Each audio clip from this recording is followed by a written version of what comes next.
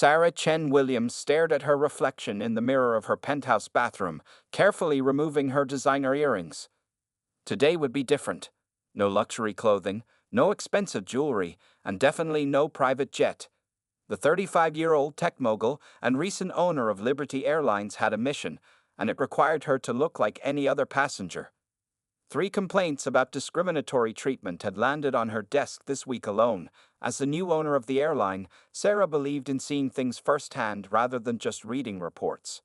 Being a woman of color herself, she had faced discrimination throughout her journey to becoming a billionaire, and she wouldn't tolerate it in her company. "Ms. Chen Williams, are you sure about this?" Marcus, her head of security, stood in the doorway with a concerned expression. "We could send in trained professionals to evaluate the situation." Sarah pulled her long black hair into a simple ponytail and adjusted her plain black t-shirt. "Numbers on paper don't tell the whole story, Marcus. I need to experience this as our passengers do." She grabbed her worn backpack, the same one she had used during her college days at MIT. "Besides, you and the team will be on the flight too." Marcus sighed, knowing there was no changing her mind. "We'll maintain distance but keep you in sight at all times. Your safety is still our priority." Sarah nodded, checking her appearance one last time. The simple outfit, jeans, t-shirt, and sneakers, made her look like any other middle-class passenger. She had even removed her usual perfect manicure and replaced her designer watch with a basic digital timepiece. The drive to the airport was quiet. Sarah used this time to review what she knew. 3 formal complaints had been filed against flight attendant Karen Morrison in the past month, all from minority passengers, all describing subtle but clear discriminatory treatment.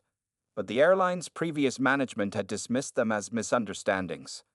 When they arrived at JFK Airport, Sarah's security team dispersed, each member boarding separately as regular passengers. Only Marcus remained by her side until check-in, pretending to be her brother seeing her off. "Remember," he whispered, "if anything goes wrong, just press the panic button on your phone.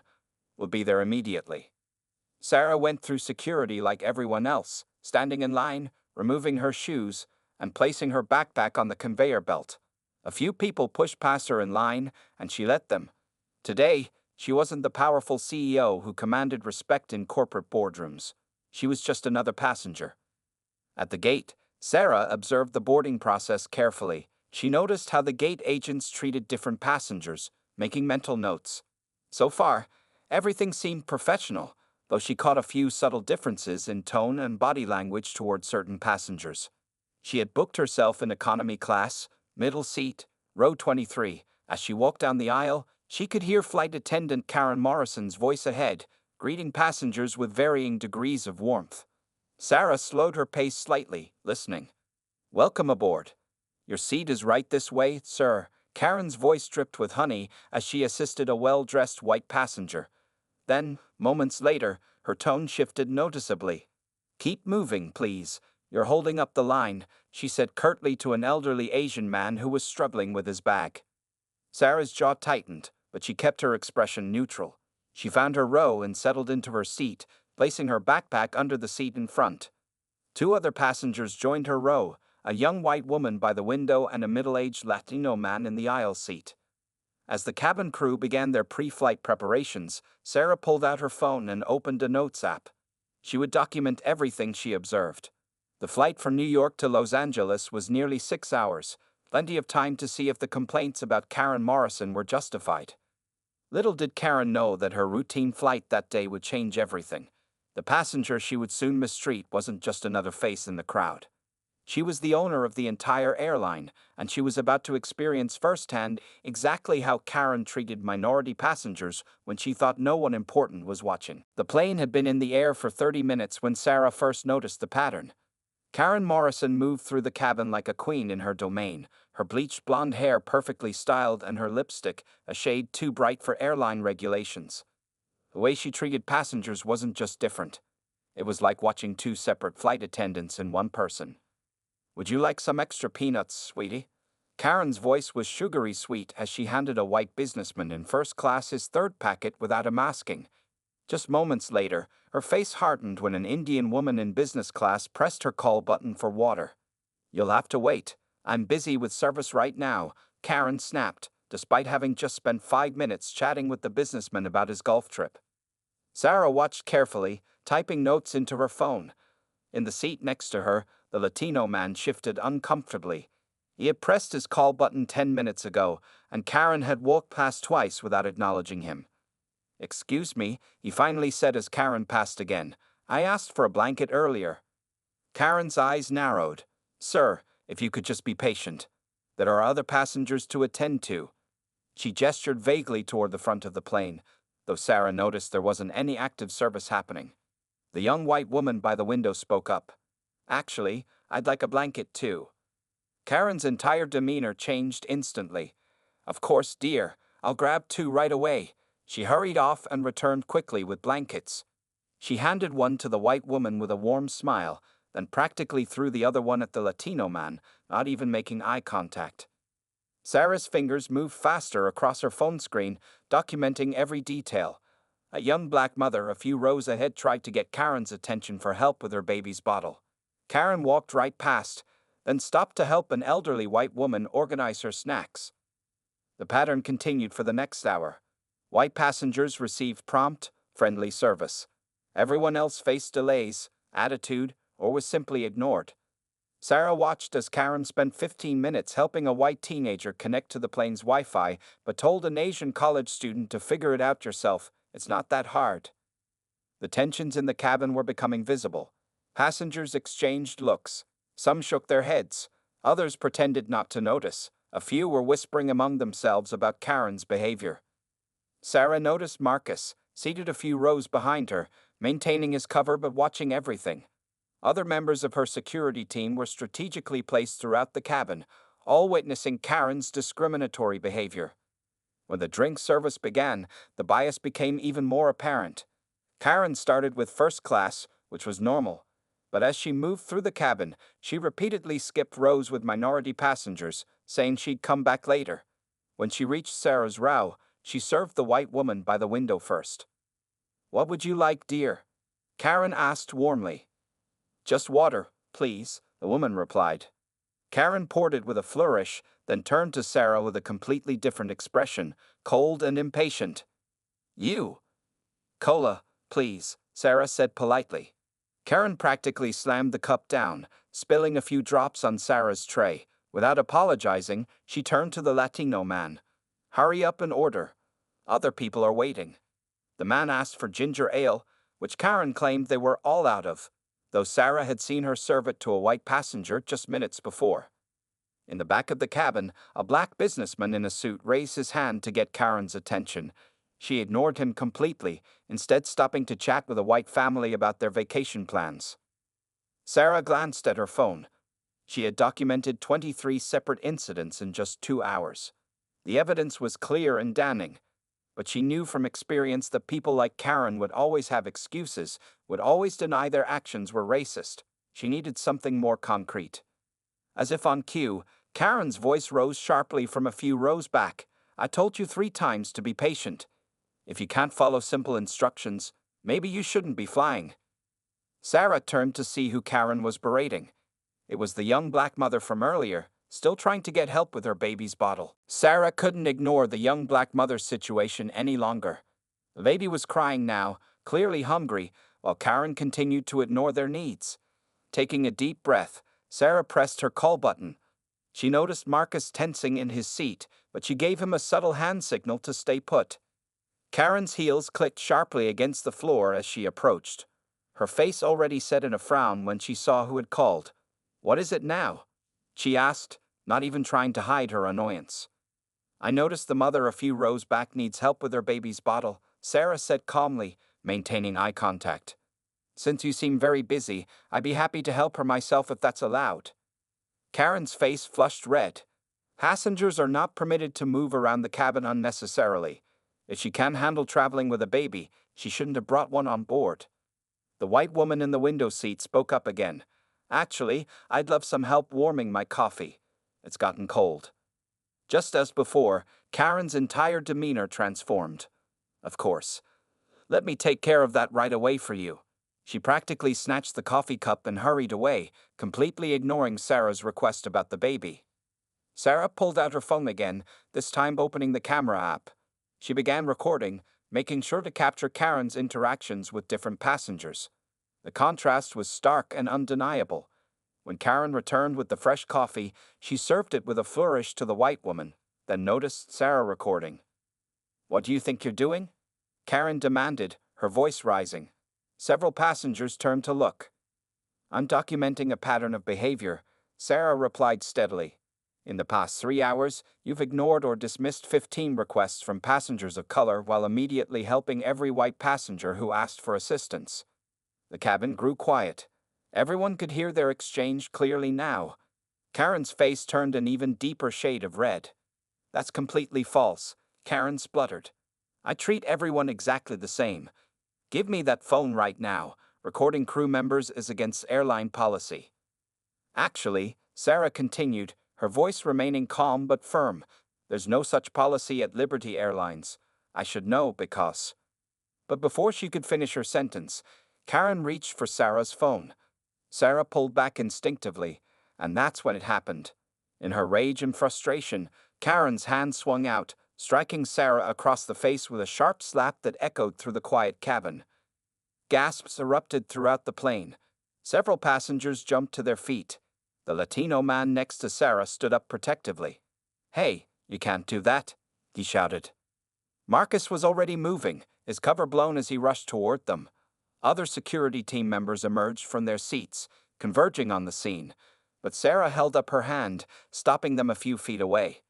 She touched her cheek where Karen had slapped her, and looked directly at the flight attendant who now stood frozen, perhaps realizing she had just assaulted a passenger in front of dozens of witnesses. "Thank you," Sarah said quietly, still recording. "You've just provided all the evidence we needed." Other passengers had their phones out now too, recording everything. The young black mother had moved closer, still holding her hungry baby. "I saw everything," she announced. "And I'll testify about how she treated us."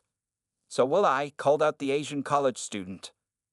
"Me too," added the Indian woman from business class.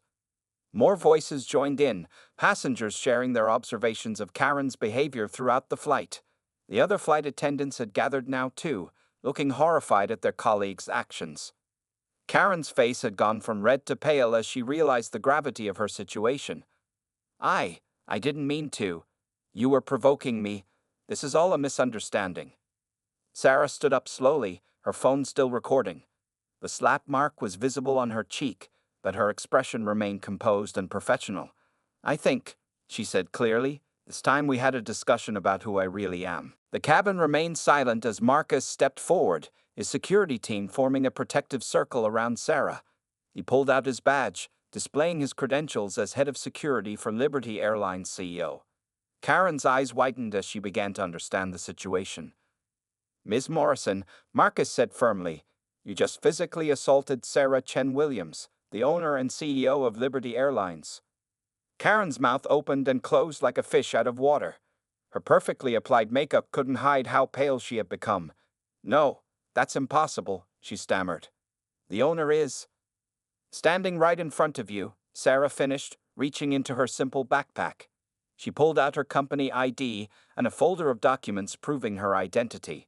"I purchased Liberty Airlines 3 months ago, and for the past 3 hours, I've been experiencing firsthand how you treat passengers of color on my airline." The other flight attendants gasped. One of them, a younger woman named Jessica, stepped forward. "Ms. Chen Williams, I am so sorry. We've noticed Karen's behavior before, but she always had excuses, and management never took our reports seriously." Karen started backing away, but 2 security team members blocked her path. "This is all a misunderstanding," she said desperately. "I didn't know who you were. If I had known—" "That's exactly the problem," Sarah interrupted, her voice carrying through the cabin. "You shouldn't treat anyone differently based on who you think they are or what they look like. Every passenger deserves respect and equal service." The young black mother spoke up again, her baby finally quiet after another passenger had helped her with the bottle. "She refused to help me 5 times. I counted. My baby was hungry, but she kept saying she was too busy while she chatted with other passengers." More voices joined in from around the cabin. "She told me the Wi-Fi was broken when I asked for help. She claimed they were out of blankets, then gave one to someone else 5 minutes later. She ignored my call button for 2 hours. Sarah held up her hand, and the cabin quieted again. She turned to face all the passengers. I apologize to everyone who has experienced discrimination on this flight or any other flight on my airline. This ends today. She then addressed the other flight attendants. Please take over Ms. Morrison's duties for the remainder of the flight. She is suspended effective immediately. Karen finally found her voice again. You can't do this. I have worked for this airline for 15 years. I'll sue for wrongful termination. Sarah's expression remained calm but firm. Ms. Morrison, we have video evidence of you physically assaulting a passenger. Me. We have dozens of witnesses to your discriminatory behavior. We have 3 months of formal complaints, and now we have testimonies from your fellow crew members. Please don't make this more difficult than it needs to be. Marcus stepped forward with paper and pen. I need you to surrender your airline ID and sign this acknowledgement of temporary suspension pending investigation. As Karen numbly complied, Sarah turned to address the cabin again. To all passengers on this flight, I want to thank you for your bravery in speaking up. Your tickets will be fully refunded, and you'll each receive vouchers for future travel. More importantly, your testimonies will help ensure this type of behavior never happens again on Liberty Airlines. The cabin broke into applause. Several passengers stood up, some wiping tears from their eyes. The Latino man who had been sitting next to Sarah smiled. Thank you for doing this. Most people in power don't bother to see what really happens to regular folks. Sarah nodded, touching her cheek where the slap mark was still visible. Change doesn't happen from reading reports in an office. Sometimes you have to experience things firsthand to truly understand. As Karen was escorted to a seat in the back of the plane, now under supervision of the security team, Sarah could see the shock and realization on her face. The privilege she had wielded so carelessly had finally caught up with her, and her career in aviation was effectively over. The next 30 minutes on the flight turned into something no one had expected. As news spread through the cabin about Sarah's true identity, passengers began sharing their own stories of discrimination they had faced while traveling. Sarah listened to each one, taking notes on her phone, while Marcus coordinated with the pilots to report the incident to ground authorities. Jessica, the younger flight attendant who had spoken up earlier, was now properly attending to all passengers, starting with those Karen had ignored. She brought a fresh bottle for the black mother's baby and helped the Asian college student with the Wi-Fi connection. The change in atmosphere was noticeable. Tense silence had given way to open conversation. I've been flying this route for 5 years, an elderly Indian man said from his business class seat. I always tried to avoid flights when I saw Ms. Morrison working. She made me feel like a second-class citizen every time. Sarah moved through the cabin, speaking with different passengers. Her security team stayed close, but gave her space to interact. The simple t-shirt and jeans she wore seemed to make people more comfortable sharing their experiences. Karen sat in the last row, still under watch by 2 security officers. Her perfect makeup was now streaked with tears, but nobody felt sorry for her. She had brought this on herself. Every few minutes, she would try to speak up, to defend herself, but the security officers would quietly remind her to stay silent. Ms. Chen Williams called out a white businessman from first class. I feel ashamed. I saw how differently she treated people, but I never said anything. I was part of the problem by staying quiet. Sarah stopped at his seat. Recognition is the first step toward change. The important thing is what we do moving forward. The plane's phone system crackled to life. This is your captain speaking, a firm voice announced. We've been informed of the situation in the cabin. Ground authorities will meet us upon landing. Please remain seated with your seatbelts fastened as we begin our descent into Los Angeles. Sarah returned to her seat, wincing slightly as she touched her cheek where Karen had slapped her. The Latino man who had been sitting next to her had switched seats with one of her security officers, but he called out from his new spot. You should press charges. What she did was assault. Legal action will be taken, Marcus assured everyone within earshot. We have more than enough evidence. Jessica approached Sarah with an ice pack. I found this in our first aid kit, she said quietly. I'm so sorry this happened on our flight. Some of us had reported Karen's behavior before, but she trailed off, looking worried about her own job. Sarah took the ice pack with a grateful smile. You're not in any trouble, Jessica. In fact, I'd like to hear more about those previous reports. We need to understand how she was able to continue this behavior for so long. The remaining hour of the flight was busy with activity. Sarah's security team took statements from willing passengers. Marcus coordinated with Le Police through the cockpit's secure line. Other flight attendants came forward with their own stories about Karen's past behavior. Through it all, Sarah kept taking notes on her phone, already planning the changes needed at Liberty Airlines. This incident would lead to a complete overhaul of how discrimination complaints were handled. She thought about all the passengers who had faced similar treatment on other airlines, who didn't have the power she had to make things right. As the plane began its descent into LAX, Sarah looked out the window at the city lights below. Her cheek still stung from Karen's slap, but it had been worth it. Sometimes the only way to expose discrimination was to experience it firsthand. She had what she needed now, not just evidence against one flight attendant, but proof of a system that needed fixing. "We're 10 minutes from landing," Marcus informed her quietly. "Police and airline officials are waiting at the gate. The story is already starting to leak to social media." Sarah nodded. The real work was about to begin. The plane landed smoothly at LAX, but the real turbulence was about to begin. As they taxied to the gate, Sarah could see 3 police cars, 2 news vans, and several airline officials waiting on the tarmac. Someone on the flight had already posted about the incident on social media, and the story was spreading like wildfire. "Ms. Chen Williams," Marcus said quietly, "there are reporters outside. We should use the private exit." But Sarah shook her head. "No, this needs to be public. Discrimination thrives in silence and shadows. Let's make sure everyone sees what happened here today." The captain's voice came over the speaker system. "Ladies and gentlemen, please remain seated until the aircraft comes to a complete stop. Also, as many of you are aware, we've had an incident on board. Police will enter first to handle the situation." Karen, still seated in the back row, had stopped crying and now sat stone-faced between the 2 security officers. Her perfectly pressed uniform looked wrinkled, her carefully styled hair now messy. She looked nothing like the proud, discriminatory flight attendant from a few hours ago. As soon as the plane stopped, 2 police officers boarded. They listened to Marcus's brief explanation and reviewed the video evidence on Sarah's phone. Other passengers held up their phones too, offering additional recordings of both the slap and Karen's earlier discriminatory behavior. "Ms. Morrison," one officer said, "please stand up. You're under arrest for assault and battery." The cabin watched in silence as Karen was handcuffed and led out. She tried one last time to defend herself. "This is all a setup. She tricked me. She was pretending to be someone she's not." "No, Ms. Morrison," Sarah said clearly, so everyone could hear.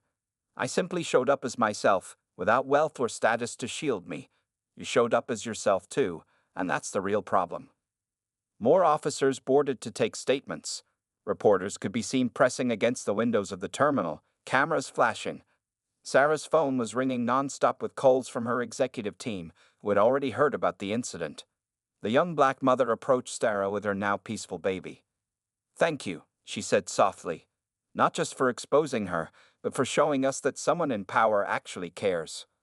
Other passengers joined in, forming a line to share their contact information and offer to be witnesses. The Latino passenger who had sat next to Sarah turned out to be a civil rights lawyer.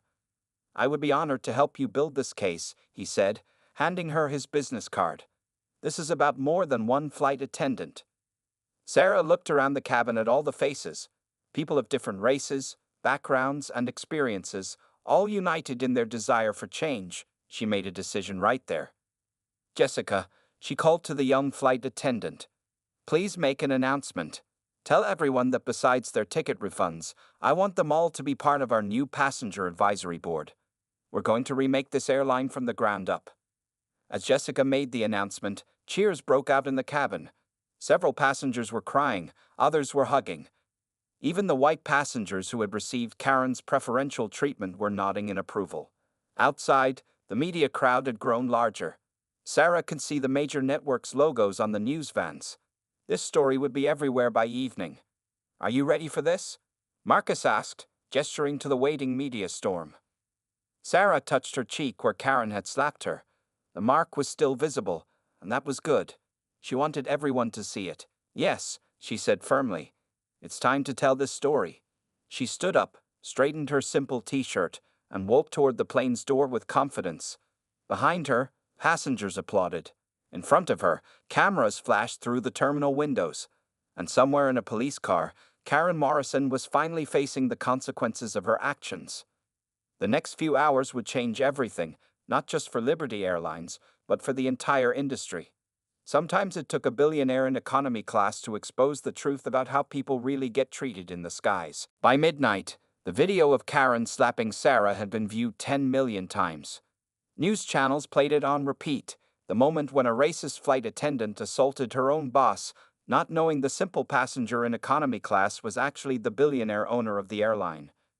Sarah sat in her Los Angeles office, watching the story unfold on multiple screens. Her phone hadn't stopped ringing since they landed. Other airlines were calling to discuss their own anti-discrimination policies. Civil rights organizations wanted to work with her. Even the governor had called to offer support. The internet is calling you the undercover boss who changed aviation, Marcus said, showing her the trending hashtags. Hashtag #JusticeInTheskies and hashtag Karen the flight attendant are the top topics worldwide. Sarah scrolled through her phone, reading messages from other passengers who had faced discrimination on flights. Thousands of people were sharing their own stories. What happened on her flight had opened a floodgate of similar experiences. Ms. Chen Williams, her assistant, called from the door. Karen Morrison's court hearing is scheduled for tomorrow morning. The police want to know if you'll testify in person. Yes, Sarah replied firmly. And make sure we have all the video evidence ready. Not just of the slap, but of every discriminatory action she took during that flight. The news on TV switched to showing Karen's police photo. She looked nothing like the proud flight attendant from earlier. Her makeup was smeared, her hair messy, and her eyes red from crying. The reporter was sharing details about her 15-year career at Liberty Airlines. Previous management received 28 complaints about her behavior, the reporter said, but they were all dismissed without proper investigation. Sources say Ms. Morrison had friends in higher positions who protected her. Sarah turned to Marcus. I want a complete review of every employee who ignored those complaints.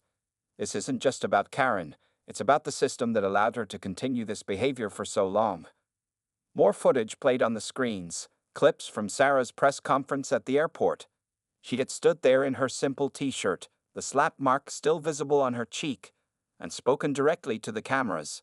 Today, we saw what happens when someone thinks they can judge people based on their appearance. Tomorrow, we begin making sure it never happens again. The response had been overwhelming.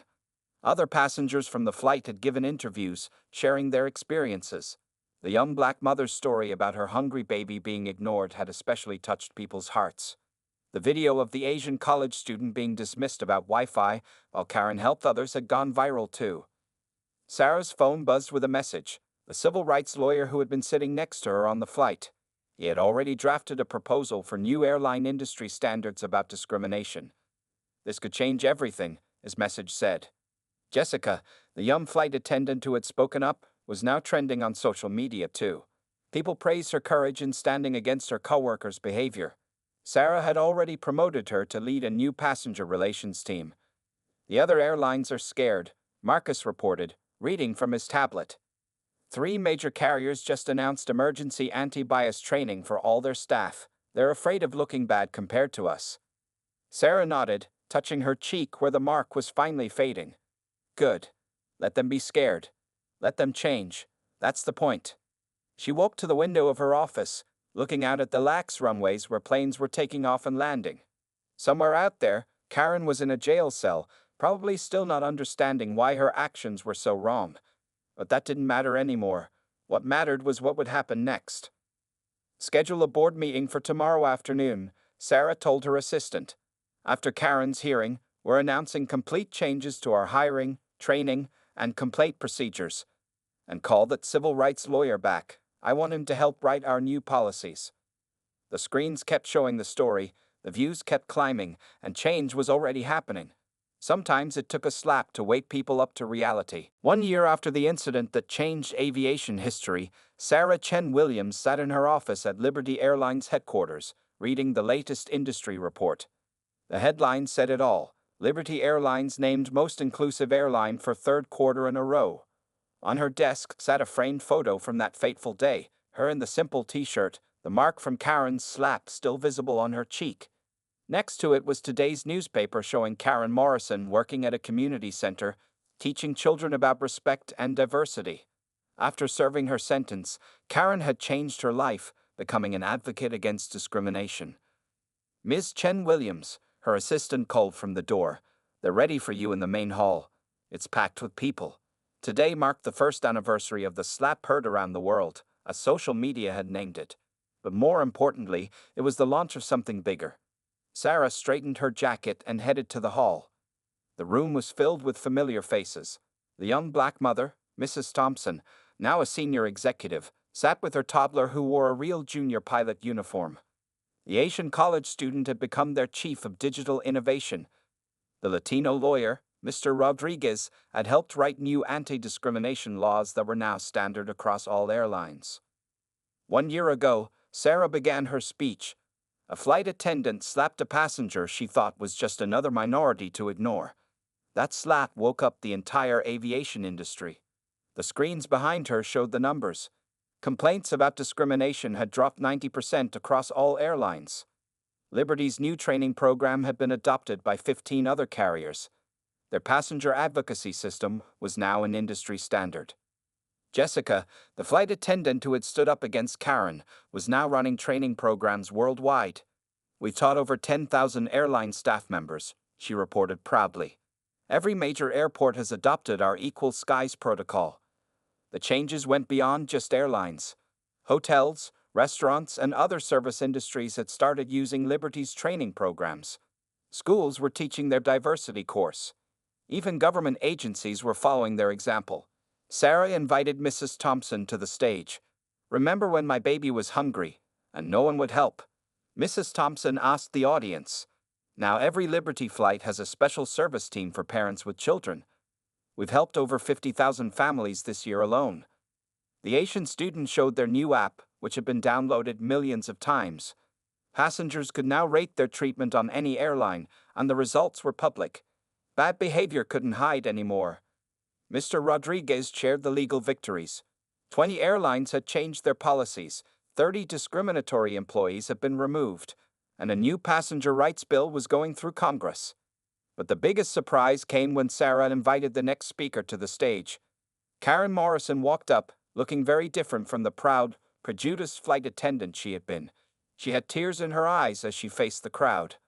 "I was wrong," Karen said simply. "My behavior was terrible, and I'm sorry. But thanks to Ms. Chen Williams, I learned to change. Now I teach others not to make the same mistakes I did." The audience applauded as Karen hugged Sarah. It was a powerful moment. The flight attendant who had slapped a passenger now working to fight the very prejudices she had once held. "This is the power of change," Sarah concluded. "It starts with one person, one moment, one choice to do better." As she finished speaking, news channels worldwide shared the latest development. The United Nations had adopted Liberty's anti-discrimination guidelines for international travel. What started with a slap in economy class had become a global movement. Sarah touched her cheek where the slap had landed 1 year ago. The mark was long gone, but its impact would last forever. Sometimes the best changes came from the worst moments. And sometimes, a simple flight in economy class could change the world. Outside the hall, planes took off into the clear blue sky. But now they carried more than just passengers. They carried the promise of equal treatment for everyone, regardless of who they were or where they sat. The skies had truly become free for all.